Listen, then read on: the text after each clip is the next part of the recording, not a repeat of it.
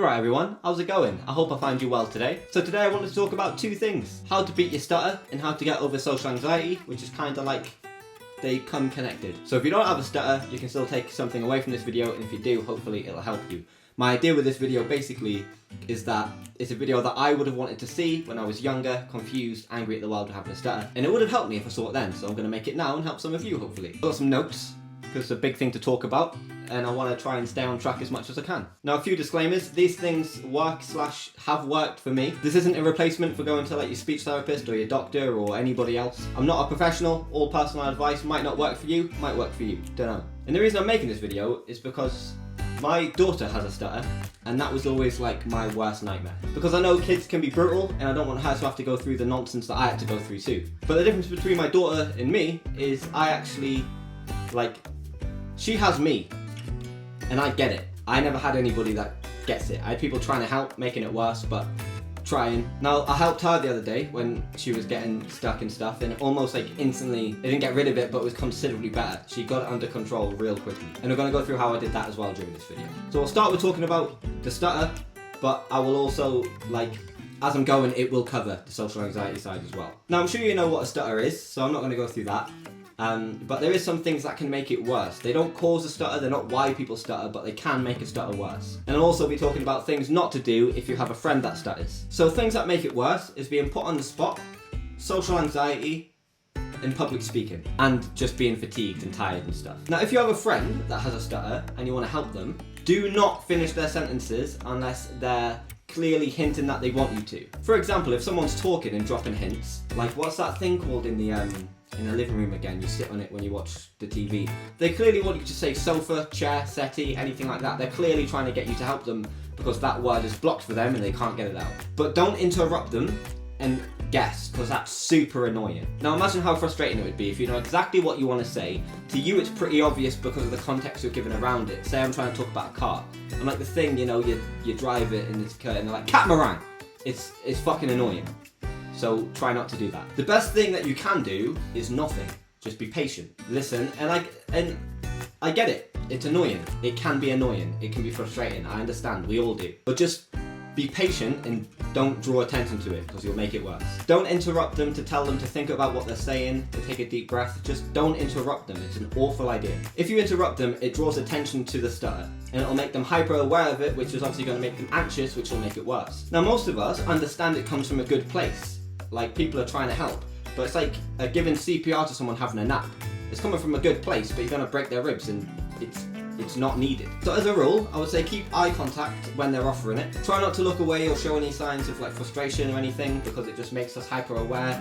Even if you're not looking away because you're frustrated or impatient or something, that's what we're gonna think it is. So it'll trigger the things that I mentioned earlier, which will obviously make it worse, which counterproductive, right? Normalising it as much as you can makes people with stutters feel like they're not a burden, or they're not stupid and they're not annoying you. It feels horrible knowing what you want to say and even how to articulate it, but not being able to get it out. Now, for the people with stutters, here's some advice that I've kind of discovered via trial and error, and it works for me and the stuff that I do. Now, for context, I went from walking 5 miles to and from work every day because I couldn't get the bus, because I couldn't ask for a bus ticket because I was too scared, to improvising songs on the spot in front of 500 people. But Tom, you said social anxiety and being put on the spot makes a stutter worse. Thanks, terrifying horseman, you raise a good point. There is a way to take these weaknesses and these triggers and turn them into strengths. And all it takes is mindset changes, which I know it sounds like waffle, but I promise you, I'm living proof. I do it. And we'll get to that in a little while. But first, here's some things you have to do and some reality checks for you. You have a stutter, it's not going away, it's part of who you are. Accept it. If someone makes fun of your stutter, then they're a bellend and not somebody whose opinion should have any weight with how you feel about yourself anyway, because why would you care what a clear dickhead thinks of you? No one is more aware of your stutter than you are. 100%, I can promise you that. Now, I get told all the time people didn't even know I had a stutter until I mentioned it. But I fucking know. I know. Everyone stutters. Stuttering or getting stuck on words is just a natural part of speech, and everybody does it. We just have it a bit worse. Now, with that in mind, here's a few things that I do to get around my stutter, and it's broken into a few different things. Number one, is, like I said, it's your mindset. I have it, and it's as much me as my eyes are blue. I love me, and so do other people. So I've got no reason to feel ashamed or nervous or anything about something that is a part of me that I can't control. I don't get upset that I have blue eyes, because I can't do anything about it. I can't control it. It's part of me. I accept it. We move on. Number 2, make it look like natural speech. That's what I do a lot. Like I said, everybody stutters. So when you feel a big block and you can't get past it, you can't get your words out, it's okay to throw in a bit of pondering here and there. So for example, can I take your order, please? Yeah, I'll have the steak, please. And how would you like your steak? Medium rare with a water to drink, please. I stutter my whole way through that in situations like this all the time, but it just looks like natural speech. It doesn't look like a stutter, so no attention is drawn to it, and I don't get anxious or hyper aware of it, because it just looks like normal speech. It just looks like I'm making up my mind like everybody else does. I'm just indecisive. And if you've got a menu there too, and you're really stuck, you forgot your glasses. What does this one say, sorry? There's ways around it without having to like head on try and battle it all the time, because it's tiring, mentally and physically draining trying to do that all the time. Number 2 really is slightly change the way you speak from your normal speaking voice. For some reason, when you speak in a different voice or when you sing, you don't stutter. Now, unless we live in Annie, where you're like, I'll have a Big Mac, please. And I'm not saying to like order your food like fucking Gollum, but if you're just passing through, fucking throw in an accent. Change your voice. Roll your R or something. You right, mate? You right? Like just little things like that. I sound a bit South African then. But just little things, change from your normal speaking voice a tiny bit, add in some words you don't normally say, that sort of thing. And then it gets you into this kind of character mindset. So I'm not Tom Stockdale, man with a stutter. These people don't know me, so I can be hyper confident, life at the party Tom Stockdale that everybody loves. So that's who I am going to be, that's who I am in that situation. I'm confident, I feel good, I'm going to talk like this character. Just get in the mindset, you're the fucking king or queen. Nothing can bring you down today, this is your house. You don't feel anxious, you don't feel anything. This is you. You own this shit. Speaking in this happier, more upbeat version of yourself, this king version of you. If you do get stuck and stutter, just blah, blah, blah. I can't speak today. They'll laugh. Everybody has that, everybody goes through that. Normal speech again. Easy. Now, when you get that anxiety feeling, right, in the bottom of your stomach where you've got butterflies and knots turning and all of this horrible stuff, just stop for a minute and try to think of it like this, right? When you're nervous and scared, you get these horrible feelings in the bottom of your stomach, the pit of your stomach, right? But when you're excited and happy, it's the same feeling, it's just higher up. So it's like just like underneath your sternum and like your diaphragm. It's like the exact same, but it's not in the pit, it's higher up and you feel good, you've got this energy, you want to hug everyone and love it, it's like ecstasy, you feel amazing. So just move that feeling up. Like think about physically moving that feeling up. So you're not scared anymore, you're excited.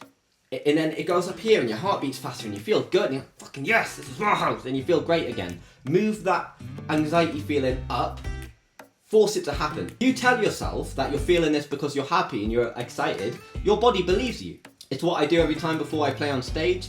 It's what I did when I met KSI and the Sidemen. I was freestyling to them all backstage and all of this.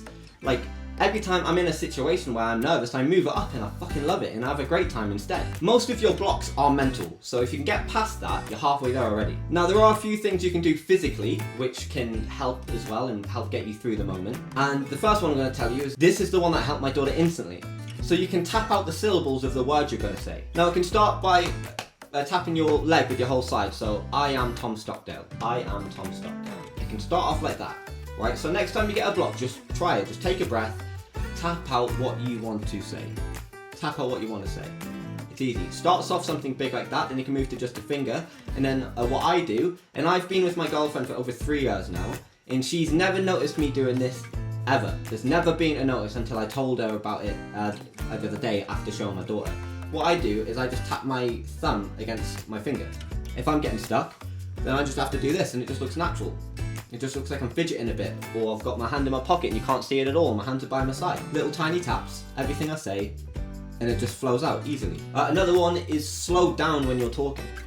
Take your time. There's nothing wrong with taking your time. Most people are lovely, it's just you only remember the dickheads. It's hard to remember how many interactions you've had where someone has been patient and has been nice about your stutter, when these dickhead ones stand out so much. But most people are lovely and most people won't mind you taking your time. Slow it down. Say what you need to say. There's no hurry, there's no rush. Another one, if you feel a block, if you feel it there, before you say it in your head 3 times. and then on the fourth, you say it out loud. So you can even do it at the in-breath. So like, my name's Tom Stockdale. So it's like I'm saying it in my head, I'm like slightly mouthing it. My name's Tom Stockdale. Commit on the fourth one. 1, 2, 3, commit on the fourth one. It's even like, it's kind of like a sigh by the time you do it. My name's Tom Stockdale. Like an easy sigh. My name's Tom Stockdale.